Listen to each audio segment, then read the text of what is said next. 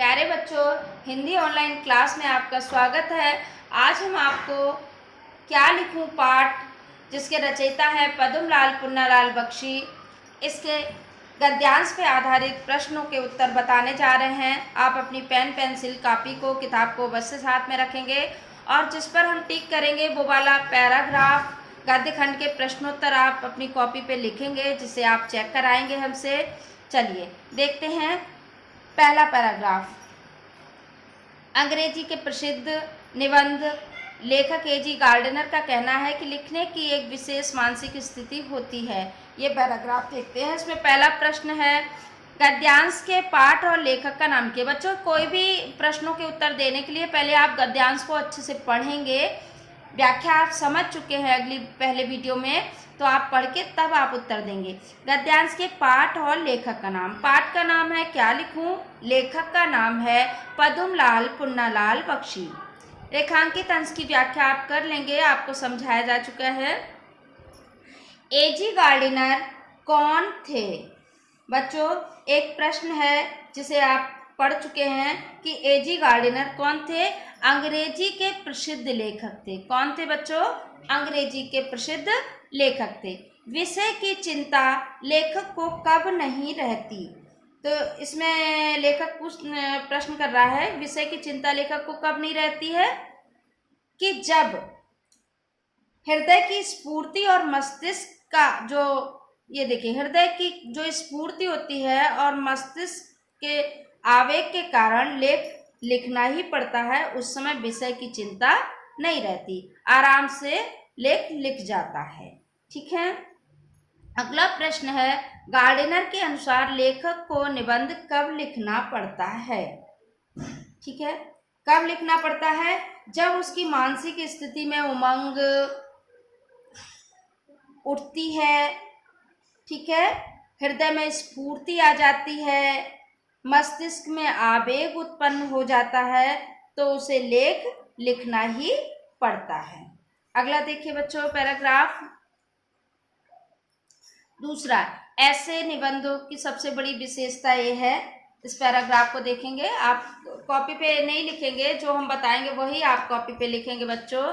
पहला क्वेश्चन हमारा था पाठ और लेखक का नाम गद्यांश के, तो पाठ हमारा है क्या लिखूं पाठ, लेखक का नाम है पद्मलाल पुन्नालाल बख्शी। रेखांकित अंश की व्याख्या आप करेंगे बाद में, सबसे लास्ट में कीजिएगा, अच्छे से व्याख्या हो जाती है। और रेखांकित अंश में हमने आपको बताया है कि जो रेखांकित अंश है उसको आप कॉपी पे संकेत डालकर तब आप व्याख्या लिखेंगे तो अच्छी लगती है। निबंध की सबसे बड़ी विशेषता क्या है। क्या पूछा है प्रश्न, निबंध की सबसे बड़ी विशेषता क्या है। तो निबंध की सबसे बड़ी विशेषता क्या है बच्चों, स्वच्छंदतावादी। ये देखिए यहाँ लिखा हुआ है पीछे कि निबंध की सबसे बड़ी विशेषता है मन की स्वच्छंदता। क्या है विशेषता, मन की स्वच्छंदता। अगला क्वेश्चन देखेंगे, कविता और आख्यायिका में कौन कौन सी मुख्य विशेषता होती है। तो बच्चों, कविता में उदात्त कल्पना होती है। ठीक है, क्या होती है विशेषता, उदात्त। उदात्त मतलब श्रेष्ठ, महान। ठीक है। और आख्यायिका में लेखक की सूक्ष्म दृष्टि तथा विज्ञों की गंभीर तर्कपूर्ण विवेचना होती है। आप पैराग्राफ को देखेंगे उसमें मिलेगा आपको। ठीक है, आगे देखिए, क्योंकि आख्यायिका जो होती है वो एक लंबी कहानी होती है। ओके, निबंध क्या है, क्वेश्चन है बच्चों, निबंध क्या है। निबंध क्या है, लेखक की सच्ची अनुभूति और उसके सच्चे भावों और उल्लासों की सच्ची अभिव्यक्ति, ये निबंध है। निबंध क्या है बच्चों, एक बार फिर सुनेंगे, लेखक की सच्ची अनुभूति और उसके सच्चे भावों और उल्लास की सच्ची अभिव्यक्ति निबंध है। ओके, अगला क्वेश्चन है, निबंध लेखन की आवश्यक मानसिक स्थिति को स्पष्ट कीजिए। तो देखिए बच्चों, सुनेंगे ध्यान से कि जिस मानसिक स्थिति में लेखक को ना ज्ञान की गरिमा रहती है, ना कल्पना की महिमा, बल्कि वह संसार को अपनी एक नवीन दृष्टि से देखता हुआ भाव ग्रहण करता है, तब वह निबंध लेखन के लिए तैयार हो जाता है। ओके, अगला देखिएगा, जो हम आपको वेरी मोस्ट इम्पॉर्टेंट बता चुके हैं। इस पैराग्राफ को आप कॉपी पर प्रश्नोत्तर इसके जरूर लिखेंगे, बहुत अच्छे से ध्यान से पैराग्राफ को पढ़ते हुए। ओके, दूर के ढोल सुहावने होते हैं। इसमें आप क्वेश्चन है आपका पाठ और लेखक का नाम। देखिए, एक जैसे जो क्वेश्चन दिए हैं उनको एक ही लिखेंगे, ज्यादा नहीं लिखेंगे। पाठ का नाम है, क्या लिखूं पाठ। लेखक का नाम है पद्मलाल पुन्नालाल बख्शी। इसको संदर्भ में भी लिख सकते हैं कि प्रस्तुत गद्य खंड हमारी पाठ्य पुस्तक हिंदी गद्य के क्या लिखूं पाठ से लिया गया है, जिसके रचयिता पद्मलाल पुन्नालाल बख्शी जी हैं। ठीक है, ये संदर्भ लिख सकते हैं। रेखांकित अंश की व्याख्या आप पढ़ चुके हैं, समझ चुके हैं, उसको आप सबसे बाद में लिखिएगा। आगे देखिए, दूर के ढोल सुहावने लगने का लेखक क्या कारण मानता है या क्यों होते हैं। क्वेश्चन एक ही है। ठीक है, तो क्यों होते हैं, क्योंकि ढोल की आवाज सुनकर आप क्वेश्चन को लिखेंगे। दूर के ढोल सुहावने इसलिए होते हैं, लेखक इसका कारण ये मानता है कि ढोल की आवाज सुनकर व्यक्ति के मन मस्तिष्क पर उस उत्सव का चित्र बन जाता है, साकार हो उठता है और व्यक्ति उत्सव जैसा ही हर्ष उल्लास अपने मन में अनुभव करने लगता है। ठीक है, आगे देखिएगा, अगला पेपर पे जरूर करेंगे, आप नोट करेंगे कॉपी पे कि कौन से मनोभाव ढोल की कर्कश ध्वनि को भी मधुर बना देते हैं। कौन से ऐसे मधुर भाव। ठीक है, देखिए कि उत्सव के जो प्रेम, उल्लास, संकोच, आशंका, विषाद आदि जो ये मनोभाव होते हैं वो क्या बना देते हैं। जैसे नववधु के प्रेम, उल्लास, संकोच, आशंका, विषाद युक्त हृदय के कंपन, ये कर्कश ध्वनि को क्या बना देते हैं बच्चों, मधुर बना देते हैं। पैराग्राफ को थोड़ा सा अच्छे से ध्यान से पढ़ेंगे जरूर तो अच्छे से कर लेंगे आप। दूर के ढोल सुहावने लगना, मुहावरे का अर्थ। ये देखिए मुहावरा प्रयोग किया है लेखक ने इसमें। ठीक है, तो इसका अर्थ क्या है बच्चों कि दूरवर्ती जो वस्तुएं हैं या व्यक्तियों के दोषों का ज्ञान ना होने पर भी वो हमें अच्छे लगते हैं। भाई दूर से कोई चीज है ना वो हमें अच्छी लगती है, क्योंकि पास से हम नहीं देखते हैं तो दूर से हमें अच्छी लगती है। तो दूर से हमें उस व्यक्ति के कोई गुण दोष दिखाई नहीं देते हैं, उस वस्तु में कोई दोष नहीं दिखाई देते, इसलिए वो अच्छी लगती है। ओके, अगला पैराग्राफ देखेंगे। ये भी आपको कॉपी पे करना है, वेरी मोस्ट इम्पॉर्टेंट है बच्चों, बोर्ड क्लास के लिए भी। ओके, इसे आप कॉपी पे करेंगे जरूर, बहुत ध्यान से आप करेंगे। चलिए, प्रस्तुत पाठ और लेखक का नाम, संदर्भ का नाम ये आप जानते हैं, आराम से कर सकते हैं। पाठ का नाम है क्या लिखूं, लेखक का नाम है पद्मलाल पुन्नालाल बख्शी। रेखांकित अंश की व्याख्या आप समझ चुके हैं, आराम से कर सकते हैं, उसे कीजिएगा वीडियो को देखकर। जीवन संग्राम का आशय क्या है, लेखक ने पूछा है। जीवन संग्राम का आशय क्या है बच्चों, जीवन के संघर्षों से आशय है। क्या आशय है, जीवन के संघर्षों से।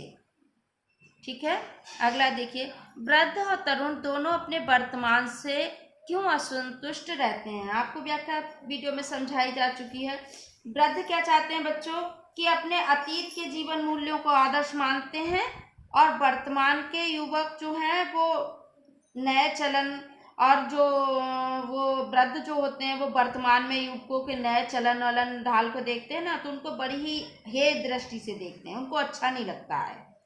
इसी प्रकार युवा जो होते हैं वो अतीत पर आधारित वर्तमान की जो पुरानी परंपराएं हैं ना, आदर्श, उनको बेकार समझते हैं, उनको बिल्कुल भविष्य में नहीं चाहते हैं, वर्तमान। इसलिए क्या होता है कि दोनों ही लोग अपने वर्तमान से असंतुष्ट रहते हैं। मतलब जो तरुण होते हैं वो पीछे अतीत की तरह, वृद्धों की तरह नहीं जीना चाहते हैं, और जो वृद्ध होते हैं वो नए आज के युवा पीढ़ी के जो चाल चलन है उसको वो पसंद नहीं करते हैं। इसलिए वर्तमान दोनों ही वर्तमान से दुखी रहते हैं। आगे देखिएगा,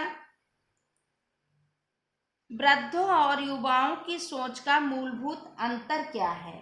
तो वृद्धों और युवाओं की सोच का मूलभूत अंतर यह है कि वृद्ध अपने अतीत को वर्तमान में लाना चाहते हैं और युवा भविष्य को वर्तमान में साकार करना चाहते हैं, यही अंतर है।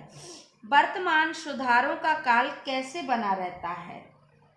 तो वर्तमान सुधारों का काल कैसे बना रहता है वही मतलब है बच्चों कि वृद्ध जो है अतीत को और युवा भविष्य को वर्तमान में देखना चाहते हैं। दोनों की विचारधाराओं में टकराव होता है और इस टकराव के टालने के बीच में क्या होता है कि बीच के मार्ग को निश्चित किया जाता है जिसमें अतीत और भविष्य दोनों का समन्वय होता है। इस प्रकार वर्तमान जो है सुधारों का काल बना रहता है।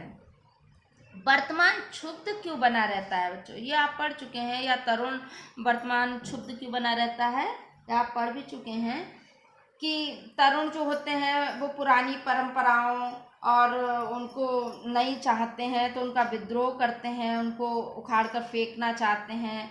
और अतीत जो होते हैं वो वृद्ध जो होते हैं वो अतीत को वर्तमान में फलीभूत होते देखना चाहते हैं, वो भविष्य को बचाना चाहते हैं।